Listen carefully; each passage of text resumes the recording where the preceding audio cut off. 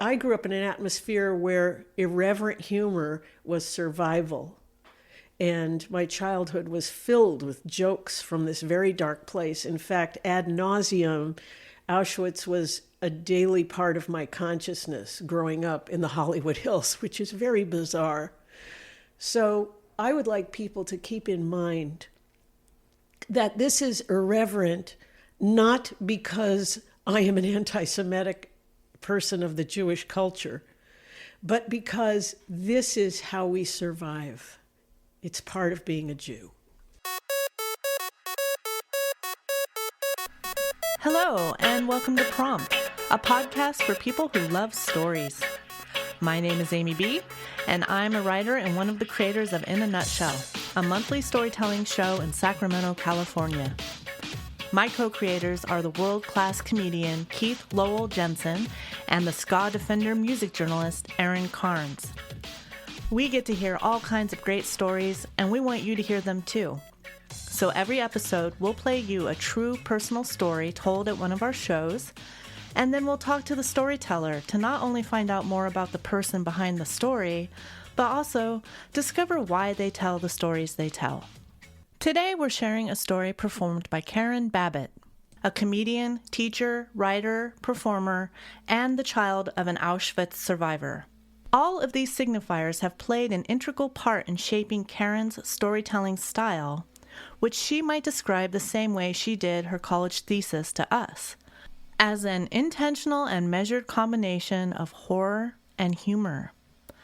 This ability to blend the terrible with the beautiful is Karin's most treasured survival tool, and she uses it quickly and cunningly to process those things we all must process in order to make life livable. For Karin, it's a lot to unpack to survive a survivor.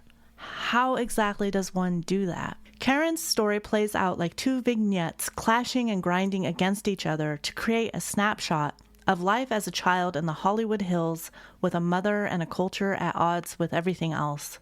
And our conversation has that same feel of perspectives, cultures, and identities at odds, all trying to make sense of themselves and each other.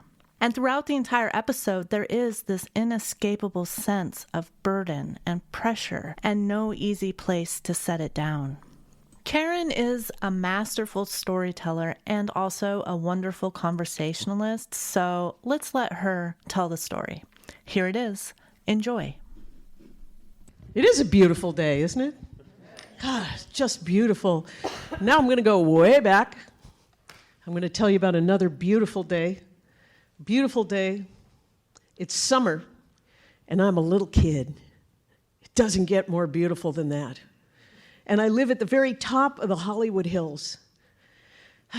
And summer at the top of the Hollywood Hills, where you can hear the roar of the Hollywood freeway. Do you know there's a scientific theory that says that in the heat, there is this kinesthetic action of sound waves that increases the volume. And so summer in the Hollywood Hills, you really do hear the roar of traffic.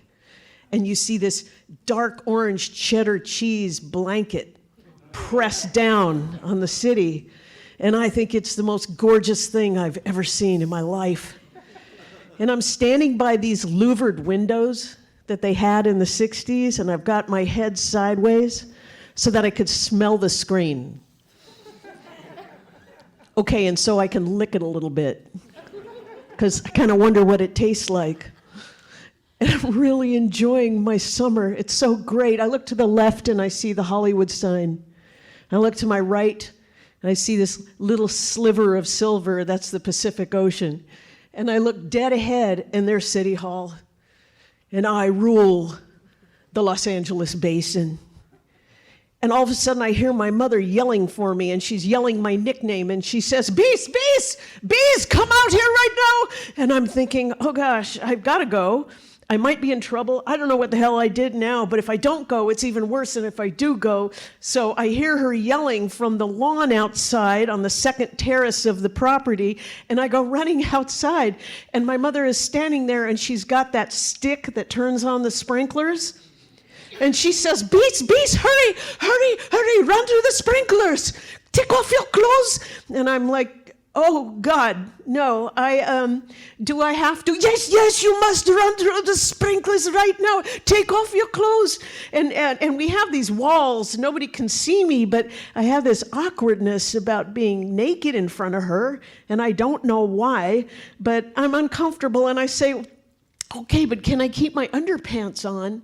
And she says, oh, gee, but children with clothing, this is obscene. But run through the sprinklers.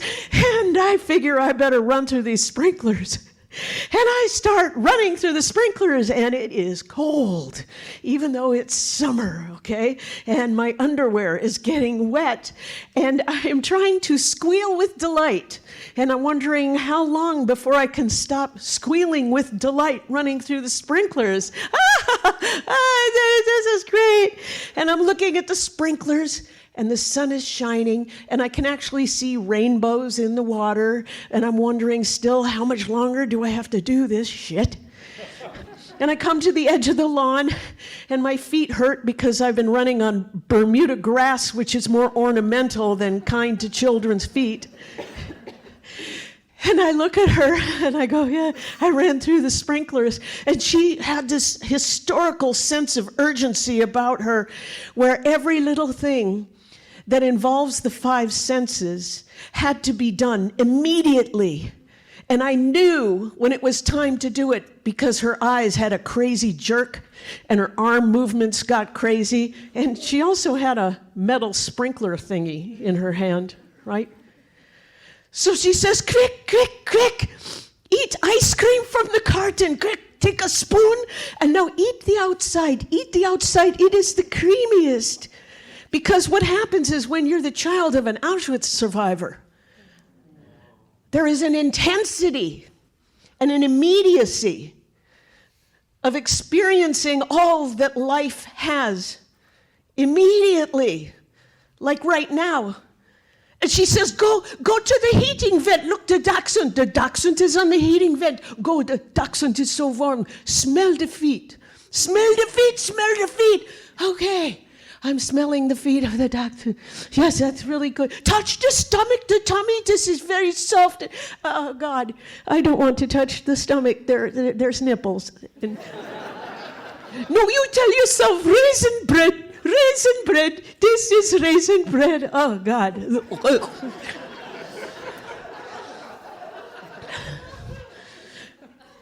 You have to eat every bite of everything. And when you're eating it, they look at you like this. And I'm sitting there this one night for 3 hours at the bar stool on top of our Formica breakfast bar, and I'm crying into a burned spinach souffle from Stouffer's. And I'm crying for 3 hours because I have to eat each bite. Because in Auschwitz, the children would not have any casserole.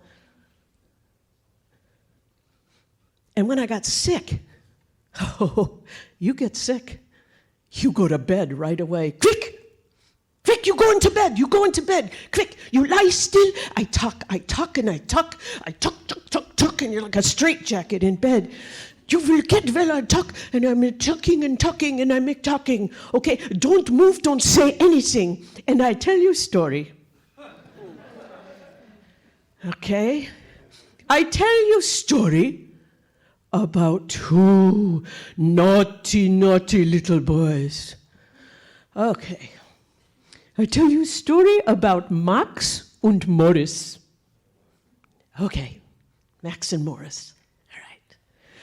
Max and Morris, two naughty little boys. Mommy makes the pie. She makes the pie with the berries on the inside, the berries. And she is cooking, and she puts it on the sill. On the windowsill. She puts on the sill. The pie is cooling. It's cooling. Max and Morris, naughty boys, say, oh, they make smelling. They are smelling the pie, and they come, the boys, and they are grabbing the pie. And they take, and they move. Oh, they make eating. Oh, they eating. And they eat so much, and the berries are like, the berries make blood running in the stomach, in the blood. And oh, the stomach is so full. It's ouch. The stomach is ouch. Mommy comes. She says, hey, where is my pie? And Max and Morris, oh, Mommy, where's your stomach? Max and Morris, I see the berries. I will teach you. And Mommy takes the knife and she cuts off the hands on the Max and Morris, the left and the right hand, Max, the left, the right, Morris. And Max and Morris, me. Me. And now, good night.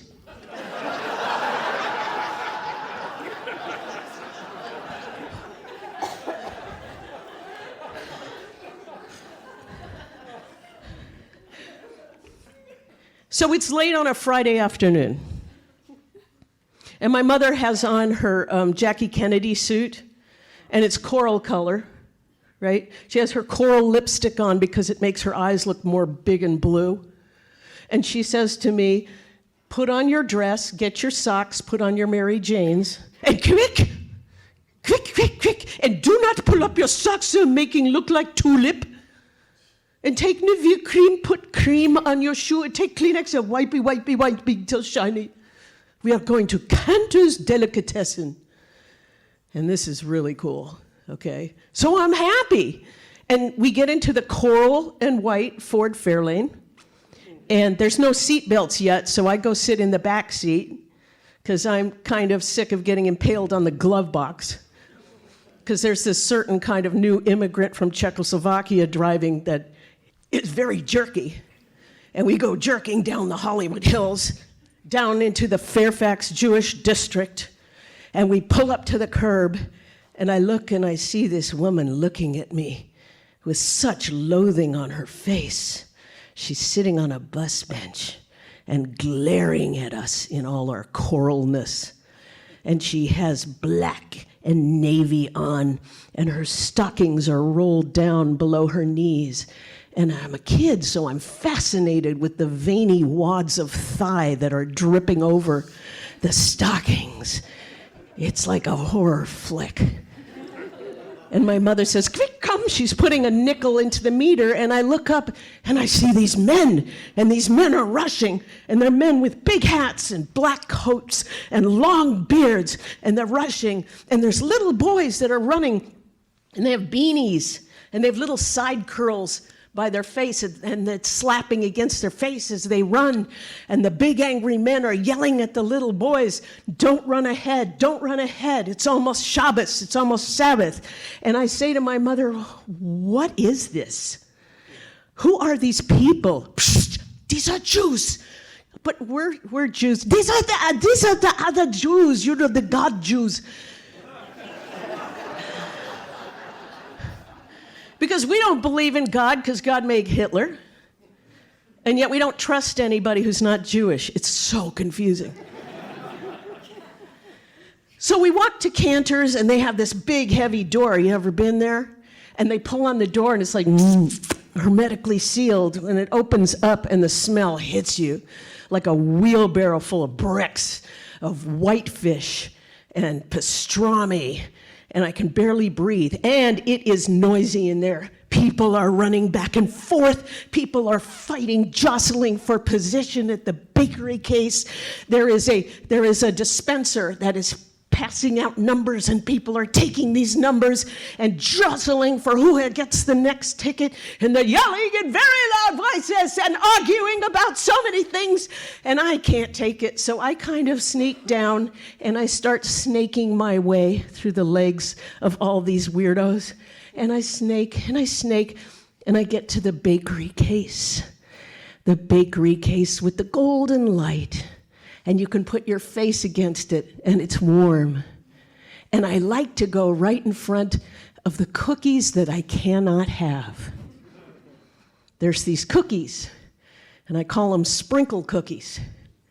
and they are round, and they're covered with little round rainbow sprinklers, and I never get them because the only thing we can get at Cantor's are 2 large pieces of Mandelbrot, which is this crap that tastes like packing peanuts after Chernobyl or something.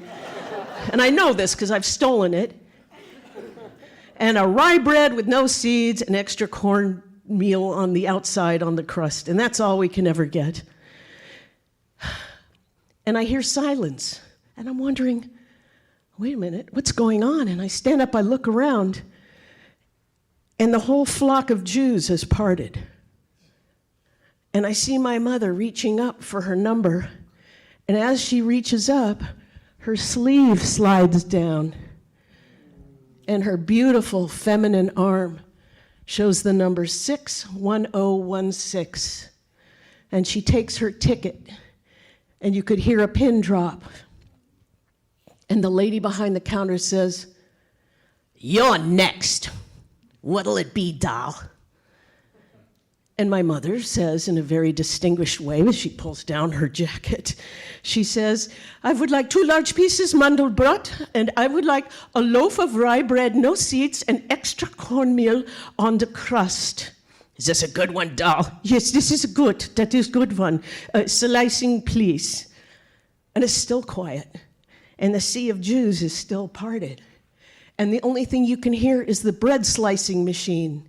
Remember those? And the woman wraps the bread in paper, and she ties a string around it, and my mom pays and takes the little packet, and I get up, and the coolest thing happens. The lady behind the bakery case says, "And this is for you." And she hands me a sprinkle cookie. And yeah. And I shove it in my mouth ASAP, because I don't want anybody telling me, "You spoiled your dinner." No, you know. And I discover that it tastes like crunchy butter and a sandwich after you drop it at the beach. And I'm feeling pretty darn good now. You can still hear a pin drop. My mother lifts her chin, and then I lift my chin, and I start to follow her towards the door, and I notice that I feel Jewish enough. In fact, we got to go first, so we might be the most Jewish of all. In fact, I think we are Auschwitz royalty. Thank you.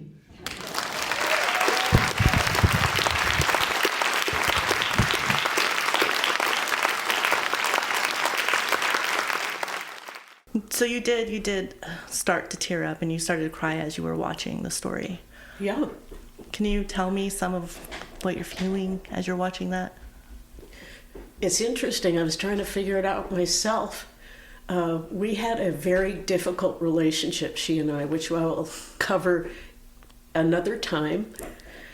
A very unusual relationship. And what I was feeling was there was a chunk of the pie was missing her, and then a chunk of the pie is a deep regret for having to grow up with such a burden. This poor little kid. Yeah. Yeah. So I'm sorry, but I'm afraid there's self-pity in there, which is not very altruistic. Oh, well, that's okay. Self-pity's allowed. Okay. Yeah. Well, I'm using that card then. Do it. Lay it down. Okay. Sometimes when I think about myself as a child, it almost doesn't feel like self-pity. I like feel for that kid. Yeah. Okay, compassion. Yeah. That's good. So you are experiencing some compassion for young you, right? I am, and I'm Okay. also experiencing how difficult it is to finally tell these stories. Finally. So was that your first time telling it's kind of 2 stories or 2 scenes put together? Would you call it that? I've told the Cantor's story a number of times, but I have never talked about the pressure of being a child, being raised by Auschwitz survivors. And part of that is due to what is happening to immigrants in this country now, and realizing that I am a first generation American. This could easily be my story if my skin were brown. Yeah. Yeah. And that gives me the responsibility for experiencing and sharing what it is like to be in this country from a radically different culture. Yeah. But you were feeling the urge to tell this story for a while now, right? I mean, you've been kind of flirting with it, or... Not that long. No, okay. Not that long. Is it part of a larger project? Well, actually, yes. I'm going to be turning into, like everyone else on Earth, a one-person show. Oh, I think that's excellent. And I want to really go all the way there. Yeah, I fully support that. That's Thank going to you. be awesome.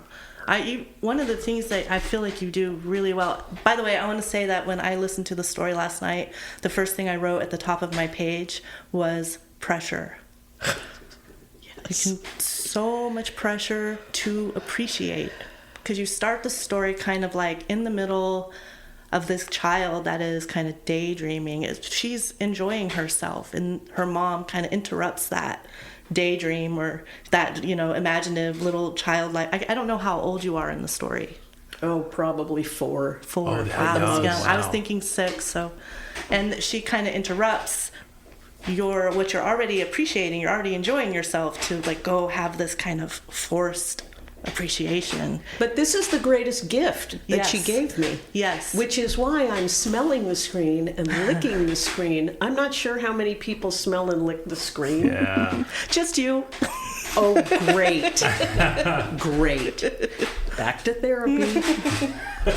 But that was the whole reason why in this structure that we walked into that we're recording in, why I had to go outside and look what was done with the outside, is because I have this calling of my 5 senses to soak up as much as I can of the environment at all times. And that is the greatest gift from a Holocaust survivor, an Auschwitz survivor in particular, when you've been stripped of everything. Someday in a story I'm going to talk about the day she was liberated and the first things that she did. And they were all about the 5 senses. We are with the child you from the beginning. Everything you're describing, you just maintain that perspective. You kind of, the narrator comes in a few times, but mostly we are a child with you. Could we have more context about the child at that time? Because maybe she felt more of the pressure and the burden. Maybe she felt less glad that you were given a gift. Or there is the tension of being a very wildly imaginative, rambunctious person, a little person, where there is intolerance and no room for that human being, because there is this bigger story that one must honor 24/7. It is all about them and what they went through and all the crazy things that I did. For instance, my father was constructing a swimming pool up in the Hollywood Hills. And when you made a pool back then, it was rebar. So when I saw the rebar, it reminded me of charred buildings I had seen on TV. And so I put on a fireman hat, and I had a red raincoat, and I had some rain boots. And I was stomping through the rebar because I was by myself, because I was a huge inconvenience. Because I was not about Auschwitz. I was a child, and no one cared about anything I had to say or anything I thought or anything I did. So I was on my own there in this rebar, being a fire person, saving people.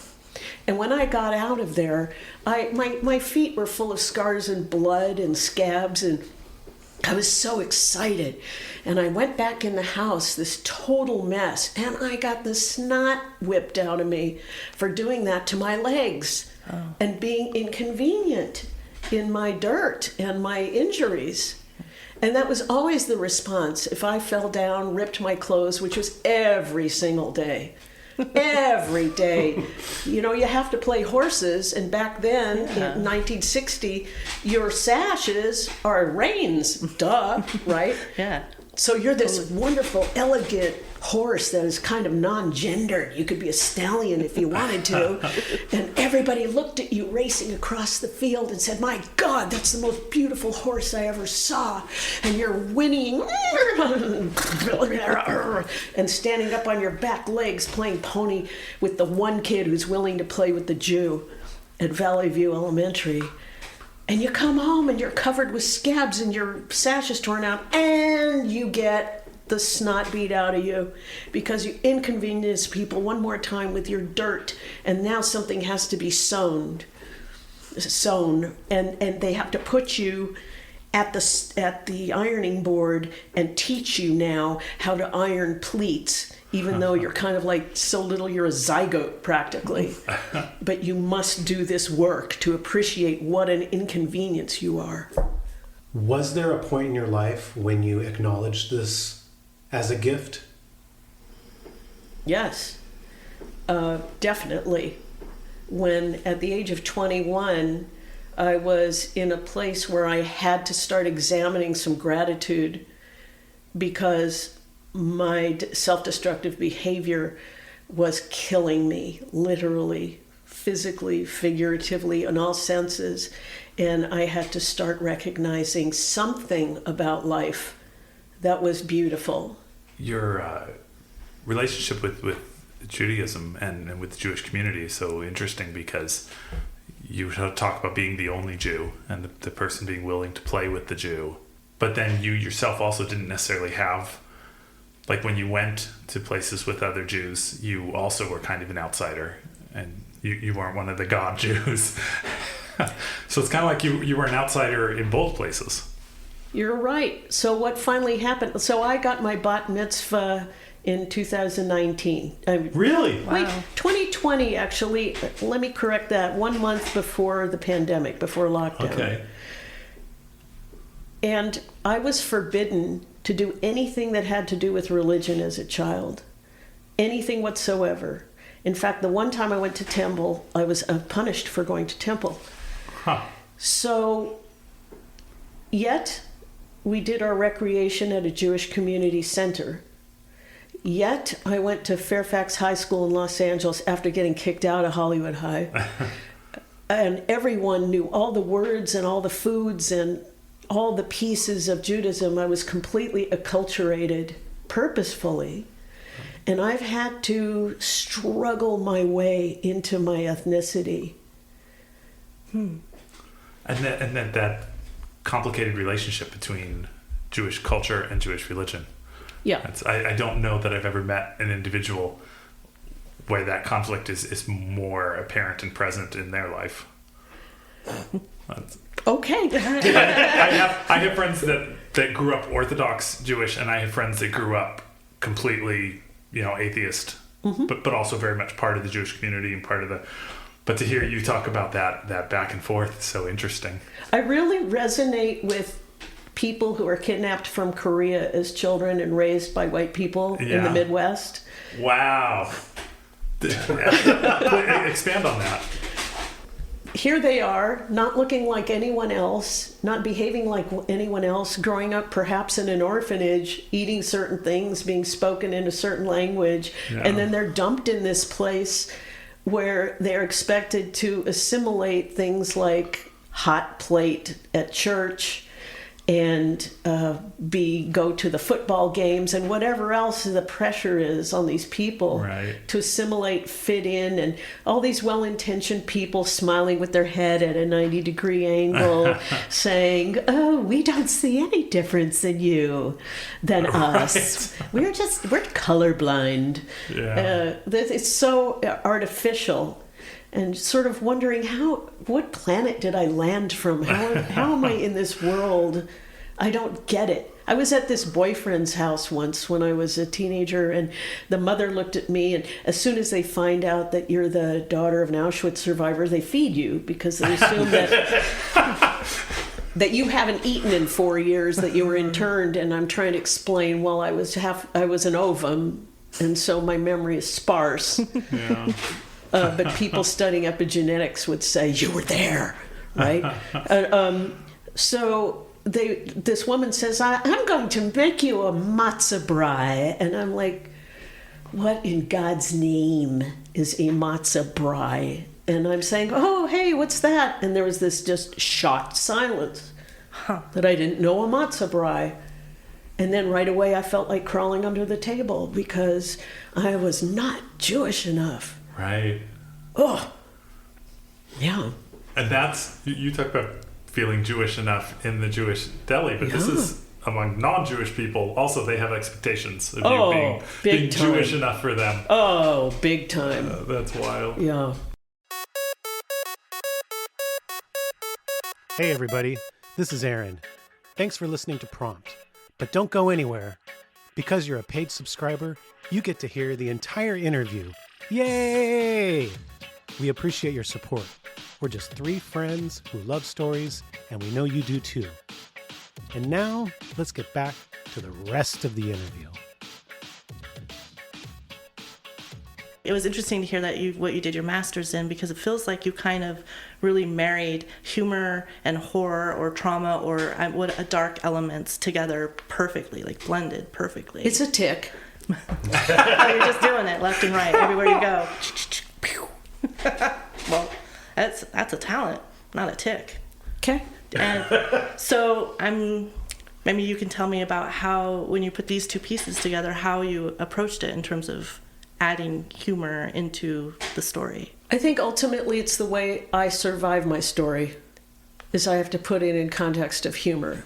I grew up hearing the most horrific things. My grandmother, for instance, would tell me how funny it was that there was a very important doctor in the town of Brno, and very sophisticated. And there they were in Auschwitz, and the place where they went, took a dump, was this board with holes in it. And it didn't matter your gender, your class, everybody had to go sit on this board and go into one of the circles. And she found herself with her pants down, sitting on one of the circles, and that doctor was next to her. And just the incongruity of them being together on the same board and him opening a conversation in his sophisticated way, assuming that they still had some bit of dignity about them. And he's just saying, hello, Mrs. Gottlieb, how is your, and how are you today? How are you this day? That whole, and my grandmother thought that was hysterically funny. Wow, it's like a hyper self-awareness, like a hyper awareness of your situation. I think like brilliant comedy kind of comes from that. It's also rebellion in a way of having control. Yeah, for sure. Like, you don't run this. You don't get to just traumatize me and walk away. I get to have mastery over it by having dark, repulsive, wrong humor in your face. And so you've kind of embodied that yourself in your own life, that same kind of defiance. Yes. Absolutely. As inspired by a man my mother would talk about, who during Appell in Auschwitz, which is when they took roll, you had to stand for hours, when they called names and numbers, and it would take hours, and it was a torture that you had to stand upright, malnourished, and if you crumpled, you were shot. So and you certainly couldn't speak to each other. And there was this one guy who would write nonsense poems and slip them into other people's hands, and they would pass them down the line during Appell. Did you share the story, the Maxim Morris story, was that for just to give the audience an example of the kinds of bedtime stories you got, or did it play a specific part in the story that you were telling us? Like, was there a reason for that specific story? The reason was I wanted to show the brutality of Eastern European culture. Right. When people say, how in the world did they follow Hitler? Well, the genesis of this culture is peasantry and agriculture. These are the people who put poppies in the pacifiers. They put little babies under the trees, and that, the opium, whatever, would keep them quiet while they worked in the field. Yeah. So that's the very ancient part of the culture. And then, of course, as time goes on, they become very sophisticated and lovely and well-written and artists and they become all these things.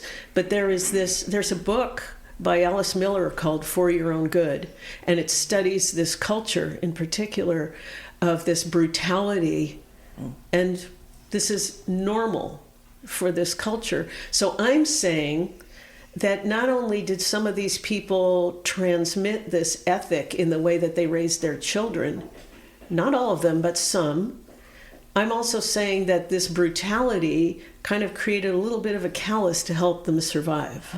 If you're a child and you're hearing this story, especially after a day of your mom telling you, enjoy, appreciate, come on, then she tells you a story about the consequence of enjoyment and appreciation. Right. So I could picture being a child and being utterly confused about the messages I'm being given. I hadn't thought about that because Max and Morris were taking a big bite out of life. Yeah. Well, you don't realize it, but you were all raised with Max and Morris, because Max and Morris becomes that cartoon strip of the whatever kids, Cats and Jammer kids. Cats and Jammer kids. That's where they came from the Max and Morris tales. Okay. So the things that you casually read in your comic strip was all part of Max and Morris.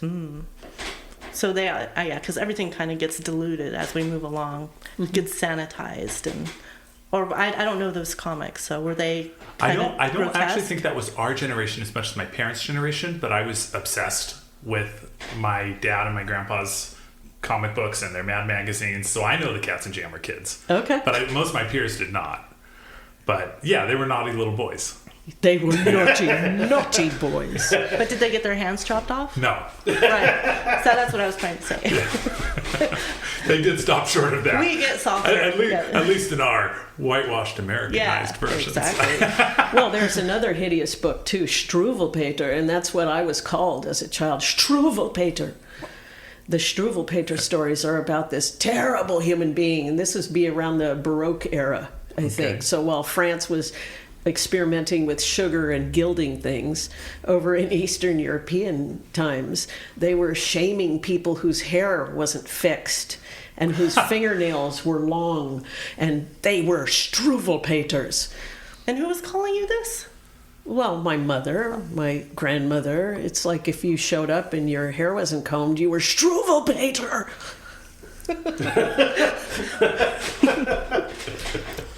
And okay, what was your mom like otherwise outside of this story and during that time period, if you can remember when you were younger? What she was probably one of the most physically beautiful people I'd ever seen in my life. A good story about her, which I might tell sometime at a storytelling event. It's insane that I ended up living across this very tiny rural street from her. Crazy after what we'd been through. But anyway. You ended up living across the street from her? Don't even. I'll talk about it. I mean. It's not, I've had so many professionals tell me what a terrible thing that was. Anyway, so I'm living across the street, and every once in a while I would hear an ambulance in this canyon we lived in, this rural part of the Santa Cruz Mountains, and I would go, oh God, don't be for her, don't be for her, don't, and it was always for her, right? And the ambulance would come, and there were reasons for it coming, because there were things wrong with her which may or may not have been due to years of starvation during formative years. I don't know, right? So it's 2 a.m, and I'm here in the canyon, right? I'm like, oh God, don't be for her. And then the red lights are flashing outside of my window. I'm like, holy crap. And I get the phone call from her, and the phone call is literally, I just don't want you to be upset. I'm merely calling the ambulance, and they are coming. I'm having a little heart attack. So I flip out. I'm running out in this rural area. My feet are killing me, mud and rocks. It's kind of a theme with her. Your feet hurt because you're running to do what she needs. And I run into her yard, and her front door is open. She's collapsed on her bed, and yeah, she's gray and she's sweaty.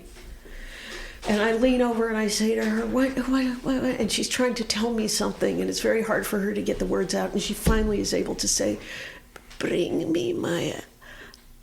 And I'm like, what? Is this going to be the chest full of coins that's under the tree outside? Bring me my eyebrow pencil. I'm like, what? no, I love you, no, nothing. So I go running, I go and I get this makeup case, and I'm like, okay, I'm on acid right now. This is what this is. It can't be real. And she's this shaky hand. She's like trying to give herself eyebrows. And she says, if you're not beautiful, you're invisible. Wow. Was that the end? Oh, God, no. Okay, I was like, that's a whew. Like, you think the powers that be would have given me that and go, okay, you're dismissed. Oh, no. There was so much more. You weren't done learning. Well, the joke is, years later, she died in my arms and I didn't kill her. Miracle.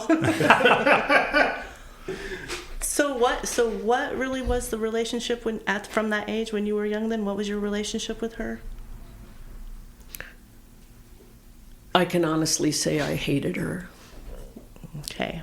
And how do you feel as an adult?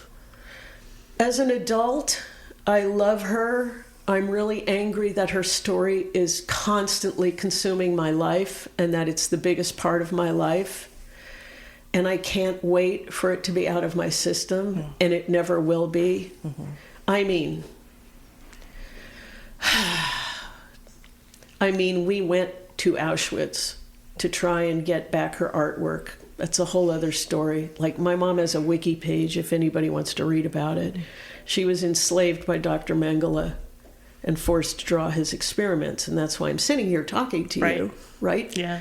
So that story, trying to get the work of her hands returned to her so that she could feel liberated, the Polish government refused her that experience.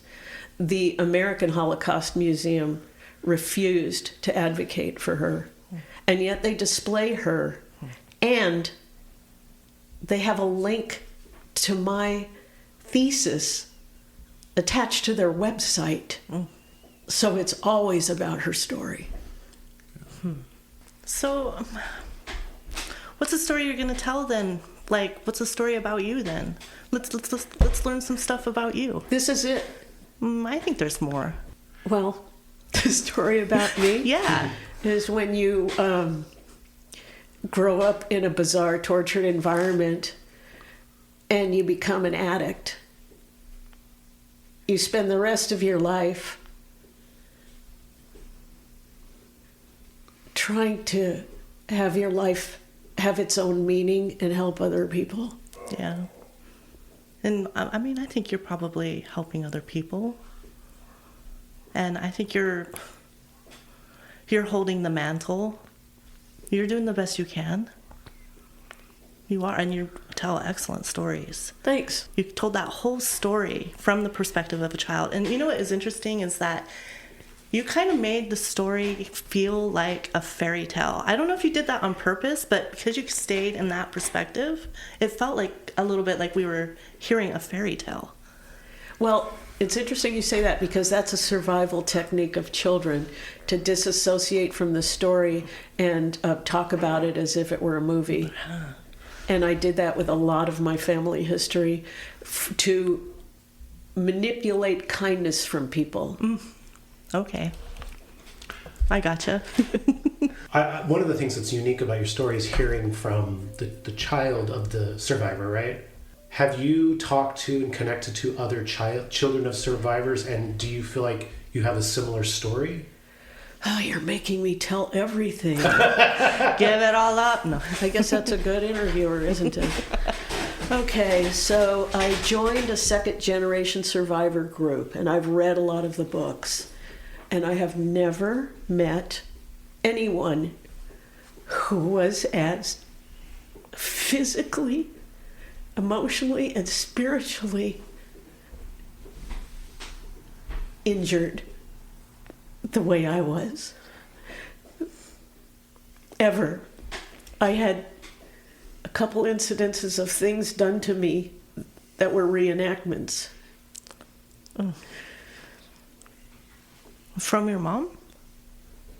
Yeah. Oh. So your mom, sounds like she was probably broken. She was so broken. And she was broken before the camps. Yeah. Terrible things happened to her as a small child. So she had some pretty destructive coping mechanisms. Yeah, I don't know. I haven't crawled up that far into her head. So you come to us as a storyteller, but your background is in stand-up comedy, and that's not uncommon. Me and JP have talked a lot about the stand-up comedians, and they have some of the same hang-ups and the same kind of barriers to being storytellers. And I would include myself in that. Amy has helped me a lot. You walk out there and tell your story with this confidence. You don't seem desperate for the laugh, and yet when you reach out and snatch that laugh, you do so confidently. So I'm just curious what that transition was like for you. It almost feels like it was just so natural to walk and tell a story instead of walking up on stage and telling jokes. If I can make that a two-parter, the other thing I wonder about is that you are very emotional even listening to your story. And yet we have a thing where we say you want the wound to be healed. It can still be a scar, but not still be a wound when you're trying to perform it. Like, it can be too soon. It didn't feel that way on stage. You are able to keep your composure and tell your story. But even just listening to yourself telling your story got you very emotional.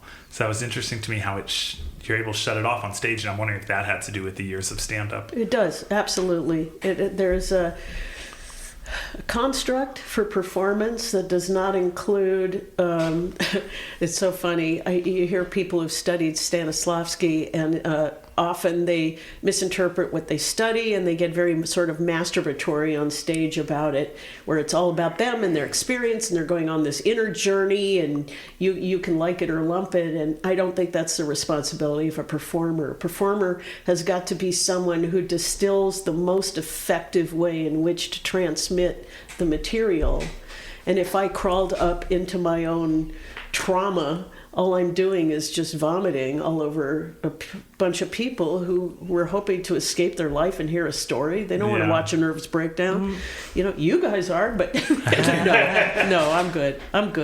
But how did you choose that, though? How did you choose the way that you were? Is that from stand-up that you were able to choose and select so perfectly what you were revealing and not vomiting to the audience?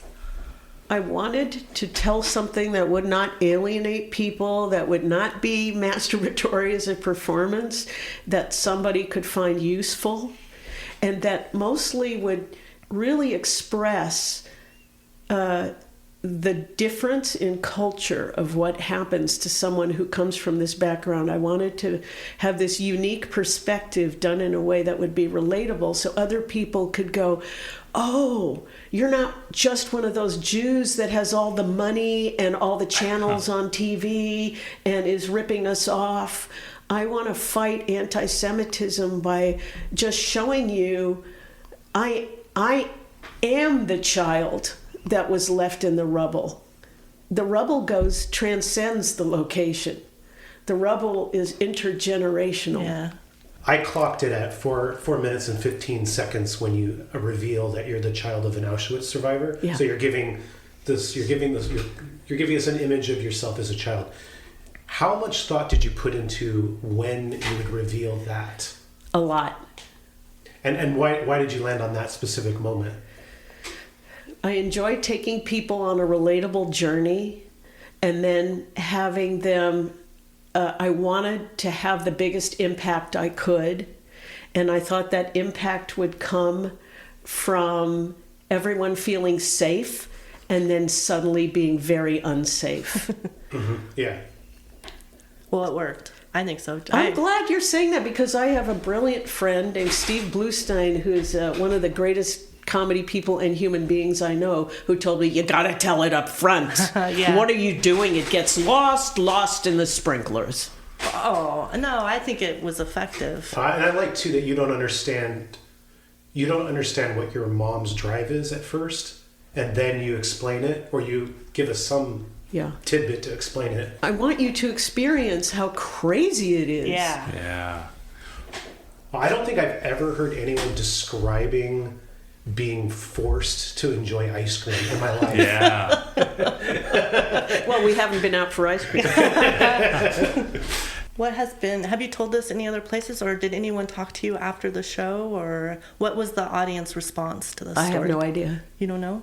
Did you go out and intermingle in the lobby after the show? No, You I took have off a fast. horrible habit of leaving immediately after I perform. I race away. Yeah. Well, I have to say that I was really fascinated before you did Nutshell. I was very fascinated about what this story was going to be about.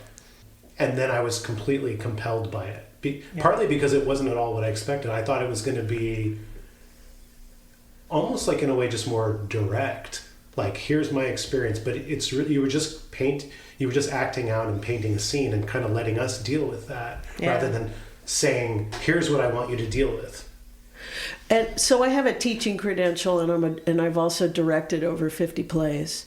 And the one thing that I've learned is that you have to bring people, if you really want someone to have an experience, you have to find a way to evoke it from their own internal system, have them process it, and have them arrive at the place.